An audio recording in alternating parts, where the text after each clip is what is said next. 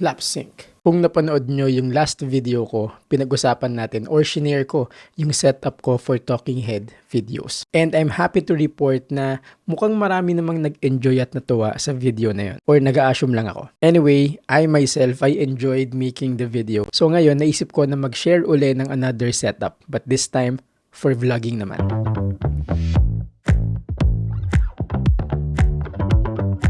By the way, no, kung nagtataka pala kayo bakit ngayon lang yung kasunod na video, 2 weeks ago nagkasakit ako, like bagsak talaga. Literal na 1 linggo, nagpahinga lang ako. Walang short form, walang long form, walang photos na ginawa, like at all. And then the following week naman, nagkaroon ng napakaraming events, so wala pa rin tayong nagawa, technically speaking. So now we are back at it again. We are back in the ball game. Kung hindi pa pala kayo nakasubscribe sa channel na to, you can do it now. It would really mean the world to me. And if matagal na kayo naka-follow, naka-subscribe, maraming salamat. Isa pa pala, no, quick disclaimer, this video is not sponsored by anyone. How I wish. So everything that I'm about to show you are all personally picked, like for real. Having that out of the way, let's dive right into the topic. Like I said, no, sa video na to pag-usapan natin yung vlogging setup ko. Pero mind you, unlike talking head videos, yung vlogging hindi ko siya regular na ginagawa. May mga from time to time, occasionally nagvo-vlog ako pero hindi ko talaga siya forte. Pero dahil I love setting things up, lagi ako merong setup for each and every situation. And dahil nga ito yung trabaho ko,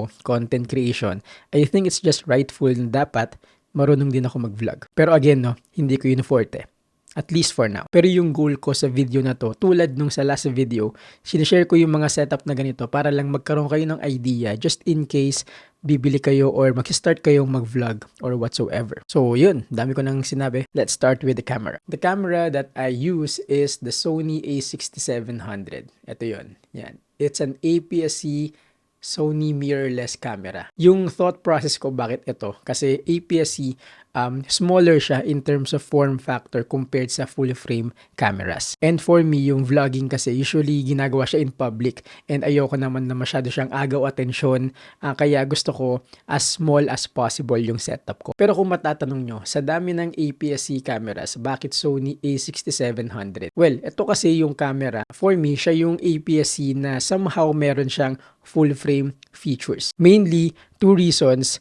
Number 1 is meron siyang active mode stabilization. And for vlogging, I don't know about you, but I feel like it's almost a requirement. And yung ganong klaseng stabilization, active mode stabilization, hindi siya present sa lahat or sa maraming APS-C cameras sa totoo lang. Pero meron din namang iba na mas mura like Sony ZV-E10. Yun, meron yung active mode stabilization. Pero another thing bakit mas gusto ko to over the ZV-E10 is dahil ito ay merong 10-bit colors. Kung napanood nyo nga yung last video ko na mention ko doon na sobrang hilig ko mag-color grade at magkulay.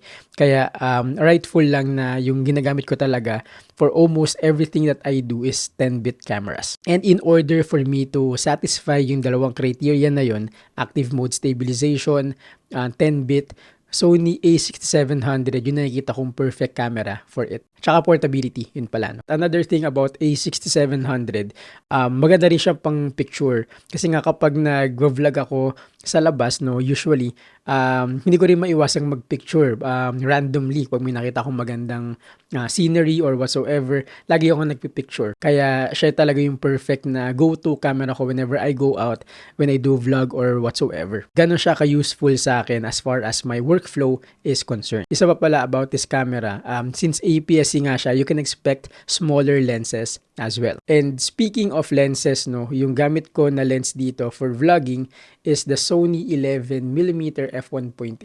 Yan, siya kasi yung maliit, tsaka wide angle siya. Meron lang akong filter dito, tanggalin natin para ma-discuss ko. Yan. Ito yung ginagamit ko for vlogging talaga. Sobrang wide nito and sobrang liit. Kasi like I said, I don't want to vlog or to video or to use a camera in public tapos agaw atensyon, no? Especially kapag nag-vlog ka. Dito sa Pilipinas, pag nag-vlog ka in public, agaw attention talaga siya agad. No? Wala namang masama doon. Ayoko lang. Personally, hindi ko lang siya prefer. Kaya gusto ko as small as possible. Kung meron pa nga mas maliit dito na wide angle pa rin, baka yun yung kunin ko. Pero my choice for vlogging setup is yung Sony 11mm. Tas f1.8 siya. So, despite it being wide, despite it being an APS-C lens, kaya niya ring magbigay ng bokeh effect or that blurry background. Ako, sucker ako for that eh. Kaya sobrang gustong-gusto ko yung lens na to. Also, meron akong dedicated na review ng lens na to sa channel ko. Panoorin nyo na lang yun, no? Pero dito, very quickly, gustong-gusto ko lang na meron siyang AF/MF switch. Kasi ito, lagi kong ginagamit yan. Gamit na gamit ko yan sa lahat ng bagay, no?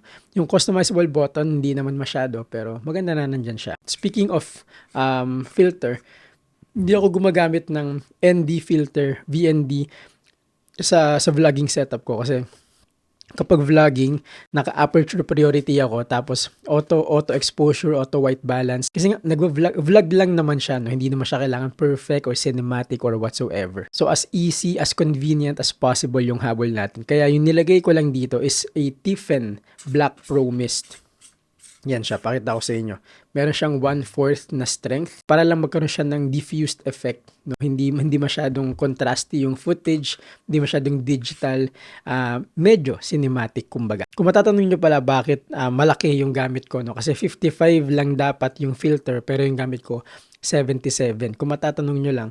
Kasi yung ako, kadalasan kapag wide angle, tapos sinalpakan mo siya ng filter na sukat lang sa kanya, usually mas may tendency siya mag-vignetting, no? Yung parang bilog sa gilid. Kaya gumagamit ako ng mas malalaking filter para maiwasan yung mga ganong concern. Isa pa, sobrang petty nito, no? Mas maganda lang siyang tignan for me. Yan, mas maganda lang tignan na heavy yung front niya kaysa sa na maliit yung front. Yan. Again, no, petty reason lang yan. Gusto ko lang siya na ganyan. Kaya ako siya pinili na 77. So that's for the lens and the camera, no? Sony A6700 and Sony 11mm f1.8. Sobrang okay na niyan. Isa pa pala about the lens, kaya ko siya gusto. Again, maliit nga siya. And yung 11mm, kahit na mag-active mode stabilization ka, kahit mag-crop pa siya a little more, wide enough pa rin siya for vlogging. Like, hindi pa rin sobrang tight sa mukha ko nung framing. Kaya gusto ko tong lens na to. Mamaya i-set up natin siya, no? I-discuss ko lang sa inyo muna yung ginagamit natin. For the microphone naman, our go-to is the Rode Video Mic Go 2. Yan, sobrang convenient, sobrang liit lang din itong microphone na to. Hindi niya na rin kailangan ng battery. Kumukuha to ng power from the camera kapag sinalpak mo siya. So literally plug and play lang siya. Sobrang liit and sobrang powerful. Wala siyang mga gain level, wala siyang mga ganun-ganung feature, and for me that's a plus. Kasi nga kapag vlogging, gusto ko as plug and play, as simple as possible yung gusto ko for vlogging, as convenient lang. Parang pagbuhay mo ng camera, shoot ka na agad. Yun yung for vlogging for me. Wala na masyadong iniisip pa. Setup natin siya para makita nyo. But in a nutshell, ito yung ginagamit ko for vlogging. Yung IKEA na vlog ko, kung napanood nyo yun, ginawa ko yun lately lang, parang last month lang siya. Ito yung gamit ko nun.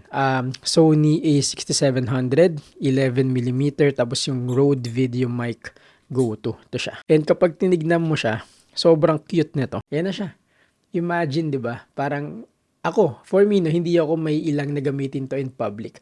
Kapag gusto ko pa ng mas low-key, gumagamit ako ng wireless microphone para wala na yung dead cat na yan or windscreen na yan. And mas low-key yun, mas maliit siya tignan. Pero for me, okay na yung gantong setup. Kasi traditional na vlogging shotgun microphone. So yan, liit lang niya, di ba? So in public, ganyan lang siya. Hinahawakan ko lang siya handheld, automatic, autofocus, auto white balance. Hawak ko lang siyang ganyan. Yan, ganyan lang ako in public. Teka, nakaganyan lang siya. No, hindi ko pala na-discuss sa inyo about the camera. Sobrang common na kasi niya sa akin kaya hindi ko na-mention. Pero hindi lahat ng camera ganito. Meron siyang flip out screen, no? So fully articulating 'yan. Kaya kung gusto mo makita yung sarili mo kung nasa frame ka or whatsoever, pwede siya. Yun yung isa pang reason, no? Again, hindi lahat ng camera ganyan. So gusto ko na ganito siya. Ito plus na lang to, no? Plus na lang siya about the setup. Hindi ko siya laging ginagamit pero may mga times na ginagamit ko siya. Yung vlogging grip, no? Common to sa iba. Yung iba naman kailangan nila talaga na hawakan. Pero ako parang hawak ko nga lang siyang ganyan. Pero sa mga times na kailangan ko ng vlogging grip ng mini tripod, yung ginagamit ko is yung Ulanzi TT38. Weird ng pangalan niya, no? Hindi ko alam ba't wala silang maayos na pangalan. Pero yun siya, vlogging tripod siya. Mini tripod din siya. Vlogging grip plus mini tripod siya. Yung gusto ko dito sa vlogging grip na to is ball head siya. Kumbaga, parang pwede mo siyang ikutin talaga. No, hindi ka limited sa kung anong direction. So, yan siya. For me, plus yun. Tapos meron siya ditong cold shoe mount para kung gusto mo ilagay yung microphone more whatsoever. Pero, yung pinaka-selling factor nito for me, kaya siya yung gamit na gamit ko. Pag pinindot mo to, actually, hindi siya pinipindot. Kapag in-slide up mo yan, see? Ganun siya kabilis. Para hindi hindi kailangan ng dalawang kamay para ma-spread mo yung legs niya. 'Di ba? Ganun lang siya. Sobrang dali. So, lagay natin yung camera. Pero pag binalik mo siya, syempre, 2 hands na yung kailangan. And okay lang yan. Yan. So, kuwari, nag-vlog akong ganyan. Vlog ako. Tapos biglang, so nag-vlog akong ganyan. Tapos may nakita akong something na kailangan ko ipatong yung camera, itayo siya. So, isang pitikan lang. Ganun siya. So, yeah. Gustong-gusto ko tong tripod na to. Sobrang convenient and sobrang dali niyang gamitin. Pero again, hindi ako laging gumagamit dito kasi dagdag din siya sa laki, sa weight, sa size. Kaya kadalasan, ganito lang. Yan siya. Pero, yun, kung naghahanap kayo ng vlogging grip, ito yung pinaka mare-recommend ko, no? By the way, lahat ng links ng video na to nasa description. Amazon links nga lang yung mga yun, no? So, worldwide naman siya. Wala pa akong mga Lazada or Shopee, pero yun, nandun yung link sa baba para kung gusto niyo silang bilhin. Hindi ko pala na-mention about the lens. Hindi siya stabilized, no? Walang stabilization yung lens na to. Meron kasi mga lenses na merong stabilization, yung optical steady shot. Ito wala. Pero it doesn't matter naman for me kasi nga meron namang active mode stabilization yung camera. So, yeah, hindi siya big deal sa akin. Yun lang naman yung vlogging setup ko na share. Yun lang naman yung gusto kong i-share sa inyo sa video na to, no, yung vlogging setup ko. Again, hindi ito yung absolute na setup. Hindi siya yung parang ito lang yung dapat gamitin, no. Pero ito yung for me it works best, no. Okay siya, sobrang liit, sobrang bilis, sobrang ganda ng performance, ang ganda ng quality. Yun siya. I-try kong mag-vlog para makita nyo yung itsura niya. Kasi kung hindi nyo pa napapanood yung vlog ko sa IKEA, which ito nga yung gamit ko, mag-vlog ako ngayon para makita nyo yung pinaka-output niyan. So tara, samahan nyo ako sa labas. So this is the sample vlog ng setup natin, no. Again, Sony a6700, Sony 11mm f1.8, Black Pro Tiffen 1/4, tapos yung ating Rode Video Mic Go 2. Ito yung ginagamit nating vlogging setup ngayon. So naka-active mode stabilization tayo, no, and yung kamay natin, since wide nga siya, hindi tayo arm stretch. Ito yung pinaka-todo ng kamay natin. Sobrang layo na niyan, di ba? Sobrang ganda.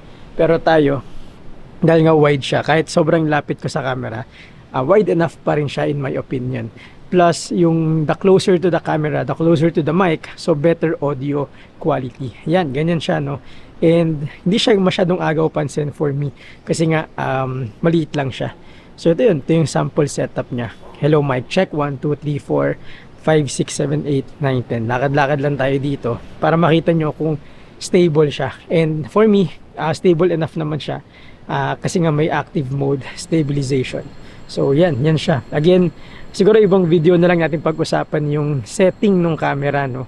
Pero very quickly, aperture priority yung gamit ko. Auto exposure, auto white balance, no. Tapos yeah, that's pretty much it, no. Sana nag-enjoy kayo and sana let me know kung okay ba to pang vlog.